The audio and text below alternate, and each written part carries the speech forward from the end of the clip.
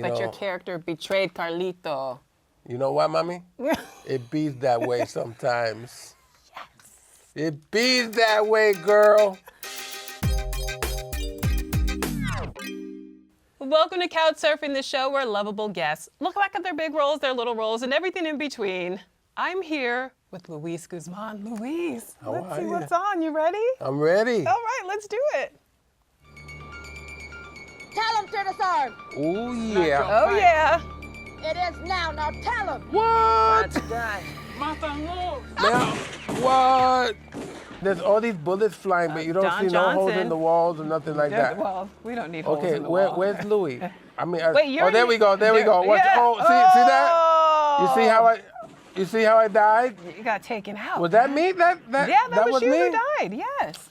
Well, you notice how I went down. Yeah. I wanted to keep the suit, and I didn't want to mess up the pants, ripping the pants. Wait, the show was famously shot in Miami, but you were in New York here. What happened? Yeah. Well, that's when they came to New York. Okay. That was a 2-hour season premiere. Okay. My friend that we played brothers on the show, he was also writing on the show.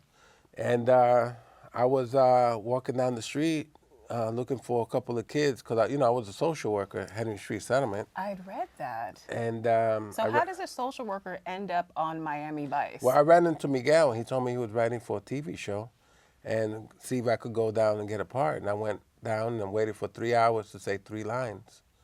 And 3 weeks later, I get a phone call from a guy saying, "My name is Richard. I'm your agent, and you just booked a 3-week gig on Miami Vice." What? I had no clue, really, for real, no clue what I was doing. All right. You ready to serve? Let's serve, Let's girl. do it. Things can get very sticky after hours, so I bring in pachanga. One of my favorites. Oh, yeah. I mean, Things that will you're make in a 'em Brian De Palma movie playing Al Pacino's sidekick. You ever meet somebody and your hands get all cold and sweaty and you're trying to be like really cool about it and stuff like that? Yes. Yeah, well, that's what it was like for me to meet Al. Now, how did you land this part? Did you have another friend who worked on this movie and No, hooked you up? Okay. my agent, that guy that I told you I got hooked up with, Richard Astor, sent me to an audition, and it was funny because the night before, my brother-in-law and his cousin found this old beat-up leather jacket in Tompkins Square Park, and I put that jacket on, and I went in it to the audition, and I get my first line out, and Brian De Palma starts cracking up. And then they go, "Thank you," and I'm like, "Oh, damn, he laughed at me, man." And I got home, and the casting director called me directly at home to tell me, "You got the part." All right, let's keep surfing. Let's surf, girl. All right, up next. Oh, yeah. One of my all-time favorites right there, yo. This opening sequence, I mean, how long did you have to rehearse this one? We rehearsed it the whole night before. We didn't even shoot anything. We did like maybe 6, 7 takes of this whole scene, and that was it. Well, there was a dive bar right across the street. A dive bar? A dive bar. So Julian and Moore and myself, we went in there and we started playing pool because they said it's going to be a minute. Okay. So we thought we told one of the PAs that that's where we're going to be. We're up to like our 5th game of pool, and somebody runs in there, "Oh my God, we've been looking for you."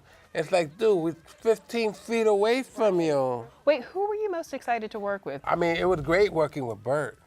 I mean, Bert was like Mr. Iconic on the set, you know what I mean? But And this was his comeback role. this was his comeback role. I only wish he would have supported the movie more.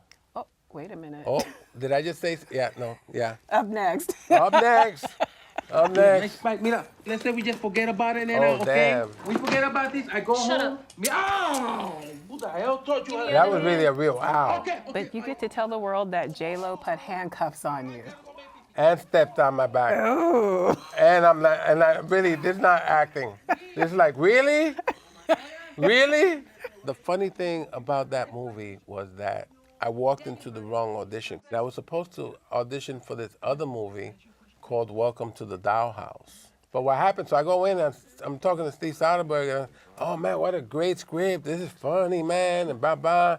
And then I described to him one of the scenes. I go, "No, that's not my movie." And I go, "This is not Welcome to the, no, this is Out of Sight." And I go, "Oh, okay, so let's get on to that one." Yes. Is that how that works? That was my introduction to Steve. Because like they were like literally next to each other. All right, so Soderbergh calls you, Paul Thomas Anderson calls you, same day, and they have two projects, both filming at the same time. Which project do you work on? I mean, look, man, I love them both. You're not going to choose. You're not going to answer that question. No.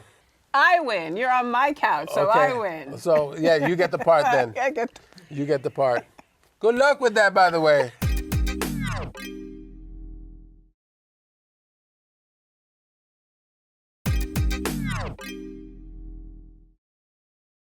Welcome back to Couch Surfing. I'm still here with Luis Guzmán. Luis, shall we continue? Shall we? Let's do it. Let's go. It's called the brain. You're hysterical. What you gotta do. You know then that, right? is you I gotta mean, you're just funny. You isolate need to be in the more nuts. straight comedies. Well, if I can only make my mother laugh once. Well, she's not going to laugh at that scene. No. She goes, oh, wait, Luis, what are you doing? Why that? Oh, no, the poor chico. Poor chico. Me and Rob, the director, we hit it off really well. And there was this scene in the movie that takes place in the bathroom. Okay. And the whole cast is in this little space. And so it was April Fool's. What'd And, they do? and me and the director wanted to do something. The director comes in, he giving everybody instruction, then he goes, okay, Louis, so I changed the line. I go, what do you mean you changed my line? You can't change the line without telling me first. I'm saying, you know what, I'm gonna take you outside, I'm gonna slap you up. And so the director go, oh yeah, let's go. So we went, and the room is like, It's like they're like in shock mode. And we just rolling on the ground, crying, laughing, and then we come back into the room, we go, April Fools. moving right along. We go. Here you go. Try one. On the house. Okay, so you know that when this show was on, everyone wanted Rasta Monster to be a real Oh, yeah. thing. Yes. Yeah. What is in Rasta Monster? That's a very good question. I think there's some ginger in it, some ginseng. Okay. But no, that was a great show, man. That's a great show. Gone too soon. Gone way too soon. I can't tell you how many young people I run into in the streets of New York City or Los Angeles or Chicago. And they say, dude, the reason I moved to the city was because of that show. Up next. Oh, look at this. Look at this. Oh, my God. Okay, so your name was used as a running gag for a few seasons, and then you finally appeared on season 3. I got a call from the Russo brothers because they directed this. And they said, yeah, we need to send somebody to your house in Vermont so they can make a bust of you. So a bust of me. They go, yeah, we're gonna make a statue of me. Statue of me? What's going on? What's going on? So this is like the first time in my career that somebody did a statue, and the deal was anytime they show the statue, I got paid. Oh, really? They could have showed the elbow, the elbow in passing. I got paid. Right. Up next. You cried, and it was an ugly cry too. You made All a right. face like. You're on a network television drama.